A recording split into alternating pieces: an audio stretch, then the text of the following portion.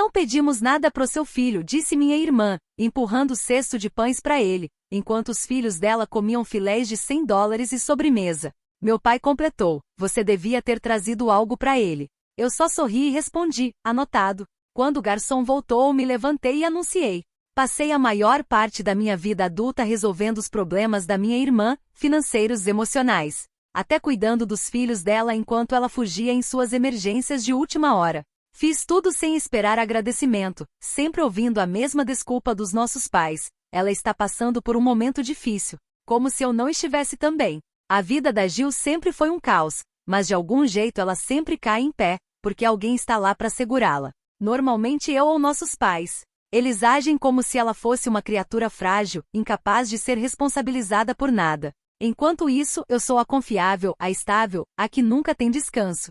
Então, quando ofereci pagar o jantar de 40 anos de casamento dos nossos pais, uma noite que eu realmente esperava que fosse tranquila, foi um grande gesto. Reservei o melhor estiachose da cidade, um salão privado e planejei surpreendê-los com uma foto restaurada do casamento deles. Não era sobre status. Eu só queria uma noite em que todos se sentassem, comessem juntos e agissem como uma família. Mas o que encontrei foi um muro de indiferença. Chegamos 5 minutos antes. Meu filho Mason segurava minha mão, animado do seu jeitinho tímido. Perguntava se podia pedir sobremesa, e eu dizia que sim, o que quisesse. Lá dentro, Gil e a família já estavam sentados. Doug com um drink na mão, os meninos gritando com os tablets. Gil nem se levantou, só olhou por cima do ombro e disse: ah, oi. Minha mãe me deu um abraço distraído. Meu pai nem saiu da cadeira. Ninguém perguntou como Mason estava. Ninguém olhou pro presente que eu levava. Sentamos. Ajudando Mason a abrir o guardanapo, olhei o cardápio com ele. Ele apontou pros filés de frango e sorriu. Eu ia chamar o garçom quando Gil se inclinou, puxou o cesto de pães e disse: não pedimos nada pro seu filho. Falou como se fosse algo normal.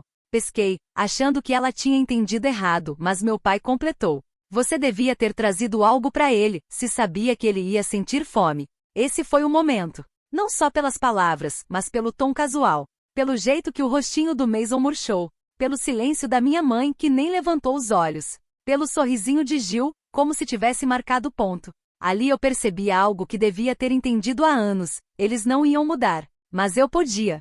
Chamei o garçom. Por favor, cancele qualquer pedido que ainda não foi para a cozinha, e coloque tudo que já foi no pedido do meu pai. Afinal, é o aniversário dele. O silêncio foi total. Então olhei de novo pro garçom e acrescentei: ah, e pro meu filho, um filé ribeye ao ponto, macarrão trufado e uma coca.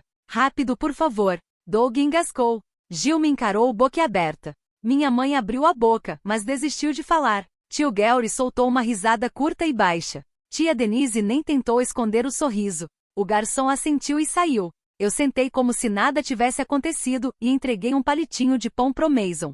Ele pegou quietinho, mas eu vi. Ele sabia que eu tinha defendido ele. O jantar continuou, mas o clima mudou. Os filhos da Gil começaram a reclamar da demora. Doug cochichava no ouvido dela. Meus pais trocavam olhares, sem saber se deviam dizer algo. Eu já não me importava. Quando chegou a sobremesa, meu pai olhou para a foto enquadrada como se fosse um insulto. Não agradeceu nem me olhou. Ao sair, pedi pro garçom colocar a foto na mesa depois que a gente fosse embora. Peguei a mão do Mason. Ao passar pelo carrinho de sobremesas, esbarrei num prato que se quebrou. Não pedi desculpas. Naquela noite meu celular explodiu. Ligações, mensagens, áudios. Todos furiosos. Gil perguntando qual era o meu problema. Meu pai exigindo que eu o reembolsasse. Minha mãe dizendo que eu os envergonhei. Ignorei tudo. Até o dia seguinte, quando avisaram que viriam aqui. Nem mandaram mensagem antes. Só entraram na garagem e subiram os degraus, como se a casa fosse deles. Meus pais e Gil. Doug, claro, estava ausente, como sempre quando o assunto era sério. Mason os viu pela janela antes de mim. Não disse nada, só me olhou com aquela expressão cansada que eu mesma conhecia. Não entrei em pânico. Não limpei nada. Só peguei o telefone e liguei pro tio Gary. Eles estão aqui, eu disse. Estamos a caminho, ele respondeu. Tá bom. Sem perguntas, sem drama, como sempre. Abri a porta antes que eles pudessem tocar a campainha. Minha mãe entrou primeiro, como se a casa fosse dela. Gil veio logo atrás, de braços cruzados e maxilar travado. Meu pai foi o último, segurando o envelope pardo como se fosse um contrato que eu estava prestes a assinar. Ninguém disse oi. Ninguém olhou para o Mason, que estava no sofá fingindo jogar no Switch, mas ouvindo cada palavra. Assim que todos entraram, Gil abriu a boca. Você envergonhou toda a família ontem à noite. Falou como se fosse um fato, como se eu tivesse profanado um ritual sagrado só por não deixar que meu filho fosse tratado como um cachorro pedindo migalhas. Não respondi. Minha mãe se meteu. Você fez um escândalo. Desrespeitou seu pai. Nunca fomos tão humilhados em público. Foi quase cômico. Essas são as mesmas pessoas que já gritaram uma com a outra em um Chili's por causa de um cupom esquecido. Mas, claro, eu era a vergonha da família. Meu pai colocou um envelope no balcão e deu 2 batidinhas nele. Essa é a fatura do salão privado do restaurante. $1.000. Já que você desistiu da sua responsabilidade, esperamos que pague a sua parte. A audácia era inacreditável. Não toquei no envelope. Só disse, esperem aqui. E saí da cozinha. 2 minutos depois, a porta lateral se abriu e o tio Gary e a tia Denise entraram. Nem perderam tempo com cumprimentos, sabiam exatamente o que estava acontecendo. O sorriso da minha mãe sumiu no mesmo instante. Gil resmungou algo. Meu pai fez uma careta, como se tivesse engolido algo azedo. Voltei e fiquei de frente para eles. Decidi que acabei com isso, eu disse. Sem rodeios, sem desculpas, só a verdade. Não vou mais sustentar a Gil. Ela não é minha filha. Eu não sou rede de segurança de ninguém. Tenho pago metade do aluguel dela por quase 1 ano. Isso acaba hoje. Se ela e o Doug quiserem continuar no apartamento, que ele pague a parte dele, ou que ela se mude. Gil começou a aumentar o tom de voz, mas nem olhei para ela. Minha mãe se virou pro tio Gary, tentando puxá-lo pro lado dela, dizendo que ele não devia se meter em assuntos de família. Mas Denise falou antes dele. Ela não gritou nem precisou levantar a voz. Calmamente listou tudo que eu já tinha feito pela Gil, o dinheiro, o tempo cuidando das crianças, o apoio emocional. E então fez uma única pergunta. Quando foi a última vez que algum de vocês ajudou a Linda? Silêncio. Ninguém respondeu. Peguei o envelope, abri e olhei a fatura. 1.000 certinho. É o seguinte, eu disse. Vou pagar 500. Não por obrigação, mas por pura implicância. Assim eu durmo tranquila sabendo que vocês não conseguiram tudo o que queriam. A mão do meu pai bateu no balcão. O rosto da minha mãe se contorceu entre tristeza e raiva. Gil parecia prestes a pular em mim. Saíam, eu disse. Eles não se moveram. Então fui até a porta, abri e fiquei parada ali, em silêncio. O tio Gary se levantou também, foi o bastante. Eles saíram resmungando e bateram a porta com força. Não disse nada. Só tranquei a porta e fiquei ali por um tempo. Não era alívio, nem alegria. Era só silêncio. Um corte limpo. Achei que seria o fim, mas os joguinhos estavam só começando. Vieram as ligações, primeiro da minha mãe, depois da Gil, depois do meu pai. Mensagens, áudios, textos enormes no Facebook. Tudo variando entre culpa, manipulação e insultos diretos. Ignorei tudo.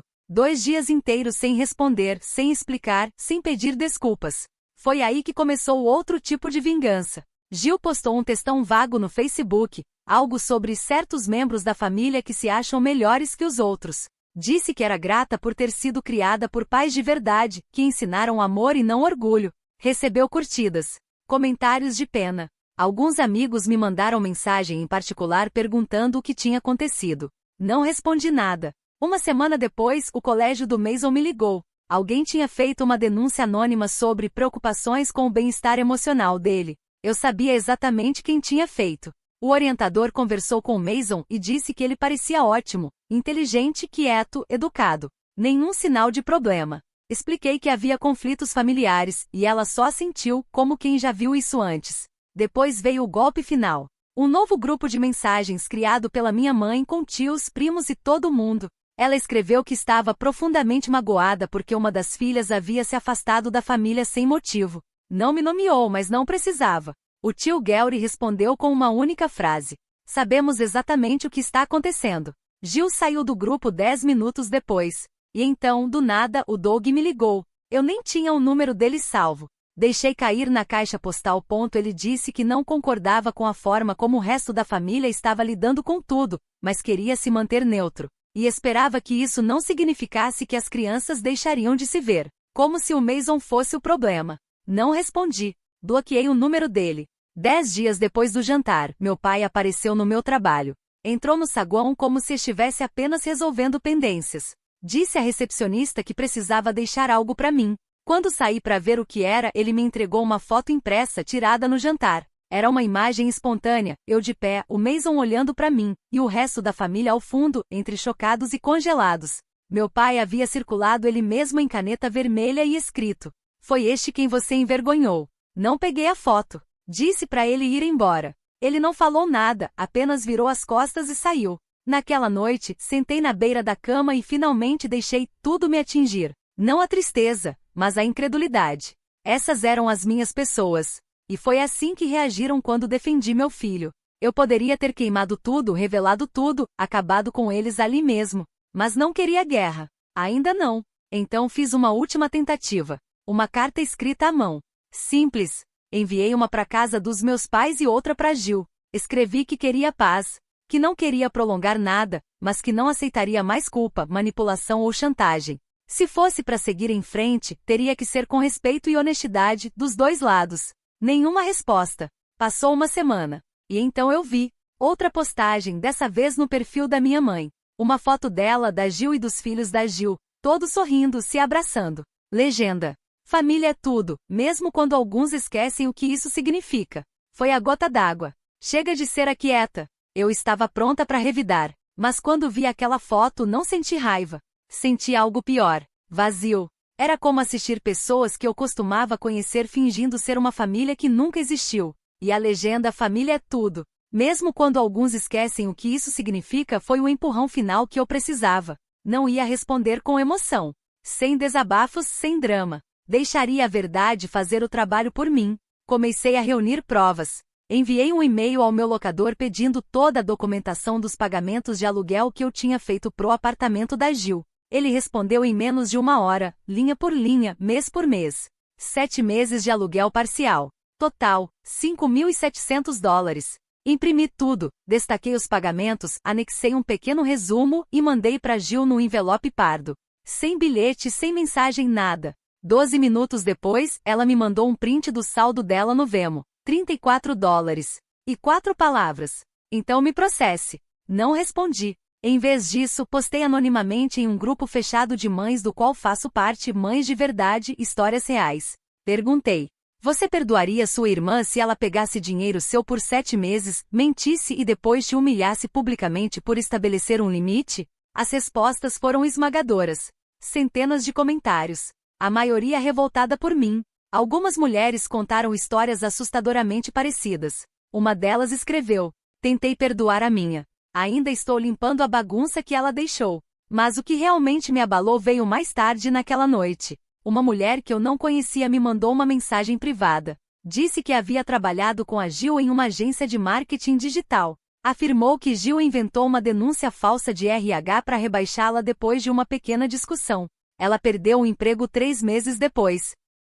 No começo não acreditei. Até ela me enviar uma foto de uma festa.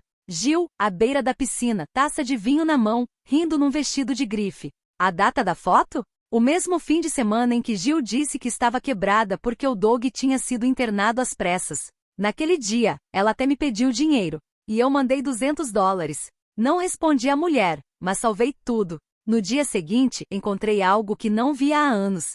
Enquanto organizava o espaço da garagem, achei uma caixa antiga da minha infância. Dentro, álbuns de fotos empoeirados, desenhos de giz de cera, cartões de aniversário que minha mãe tinha guardado. No fundo, havia um envelope que não pertencia ali, endereçado ao meu pai e da minha mãe, datado de 22 anos atrás, uma semana depois do nascimento da Gil. Escrito à mão. Eu não devia ter visto aquilo. Na carta, ela falava sobre como estava cansada depois do parto, sobre se sentir sobrecarregada, e então o tom ficou mais pesado.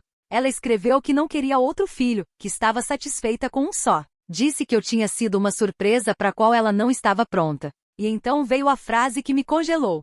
Não acho que vou conseguir me conectar com esse novo bebê. Sinto que estou fingindo. Estou cansada demais para tentar. Ela estava falando de mim. Sentei no chão e fiquei 1 hora encarando aquela carta. Eu não conseguia parar de pensar em todas as vezes que precisei ganhar o amor dela, implorar por atenção, ficar à sombra do caos da minha irmã enquanto fingia estar bem. Não era coisa da minha cabeça.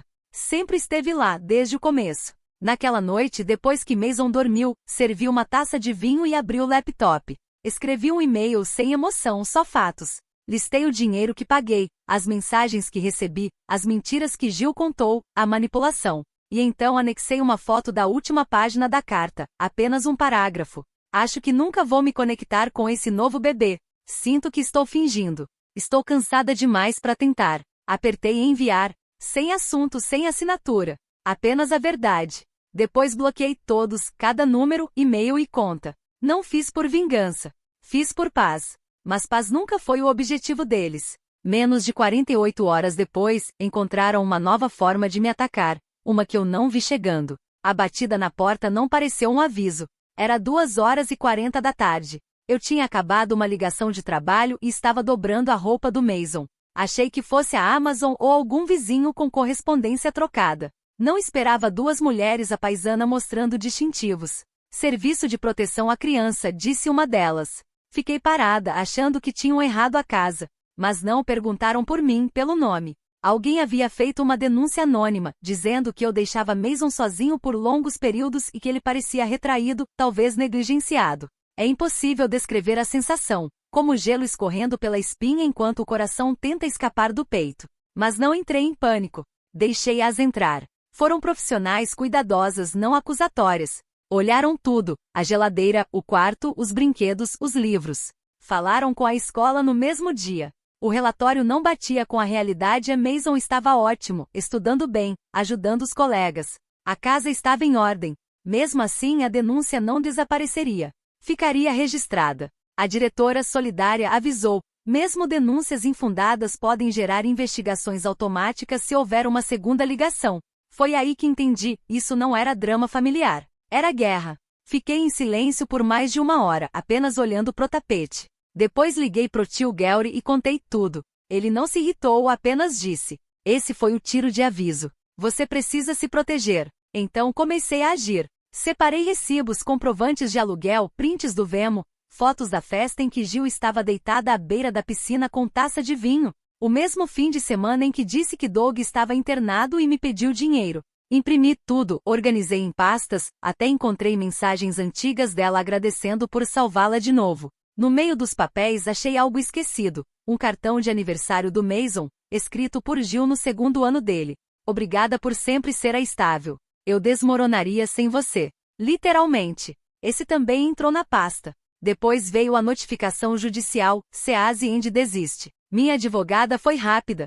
Já tinha visto casos assim, famílias que usam denúncias falsas para manter o controle. Enviamos uma para Gil, uma para minha mãe, uma pro meu pai. Cada carta detalhava o assédio, as difamações online, a denúncia falsa ao CPS e a dívida não paga. Deixava claro, mais uma tentativa e haveria processo criminal. Então o inesperado. Doug me mandou mensagem. Eu nem sabia que não o tinha bloqueado. Ele enviou uma captura de tela, uma transferência bancária de $2.850, exatamente metade do valor que paguei pelo aluguel deles. Sem nota, sem desculpa, apenas a transação. Minutos depois, outra mensagem. Mandei ela parar. Me mudei. Faça o que precisar. Fiquei olhando aquilo por um bom tempo. Doug sempre foi fraco, mas isso, era ele abandonando o navio. 2 dias depois, Denise me ligou. Disse que encontrou minha mãe no supermercado. Contou que ela parecia exausta, como se não dormisse há dias, murmurando no corredor de confeitaria que eu tinha destruído a família. Mas Denise respondeu na hora. Linda não destruiu nada. Ela só parou de jogar o jogo deles. Logo depois começaram a chegar mais mensagens. Uma prima com quem eu não falava há 4 anos entrou em contato. Disse que Gil havia pedido emprestado $600 6 meses antes, prometeu devolver em 1 semana, e depois a bloqueou. Ela viu meu nome nos comentários do Facebook e juntou as peças. Outra tia contou que dirigiu 2 horas para buscar Gil depois de uma briga com Doug e nunca recebeu sequer um obrigada. Quanto mais eu me afastava, mais histórias apareciam. Descobri que eu não era a única que tinham drenado, só fui a última a dizer chega. Mas não acabou aí. Eu achava que finalmente estava livre, até que 2 semanas depois, chegou uma carta. Não era de Gil, nem dos meus pais. Era do advogado deles. E bastou uma frase para o estômago revirar. Estamos entrando com um pedido de direitos de visitação para Mason.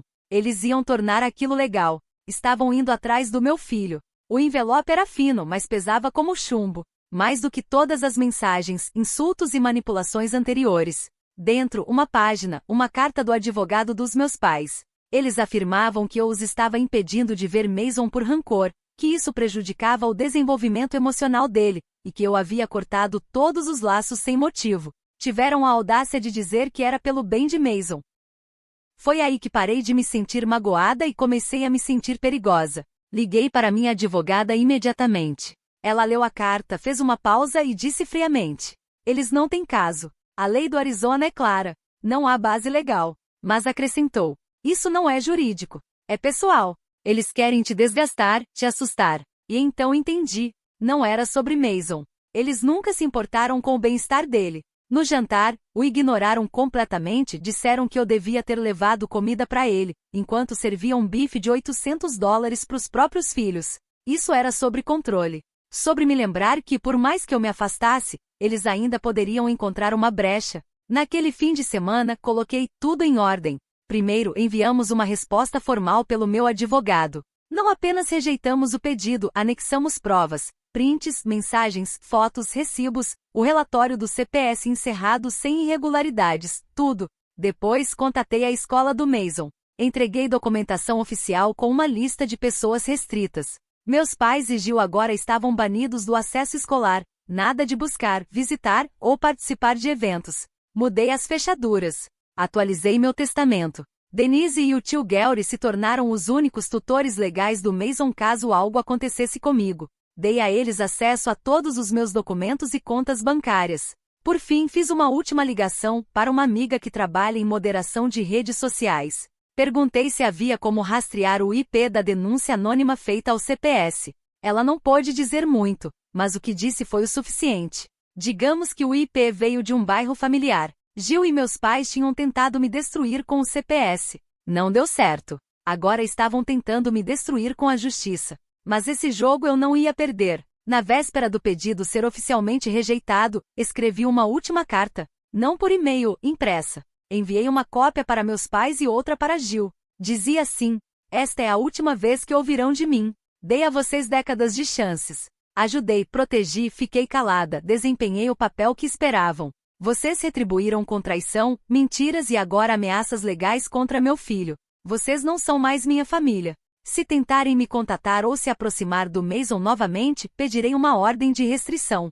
Se aparecerem na minha porta, chamarei a polícia. E se tentarem interferir na minha vida outra vez, tornarei tudo público. Acabou. Para sempre. Depois disso, bloqueei os números, os e-mails, apaguei contatos em comum e apaguei todos eles. Não por raiva, mas por sobrevivência. Achei que me sentiria vazia, que choraria. Mas não. No fim de semana seguinte, levei Mason para acampar. Só nós dois. Sem celular, sem barulho, apenas árvores, céu e silêncio. Ele assou um marshmallow, sorriu e disse: você parece mais feliz, mamãe. E eu estava. Nós estávamos finalmente seguros. Finalmente livres. E não importava o que viesse depois, eu sabia de uma coisa. Nunca mais voltaria a jogar o jogo deles.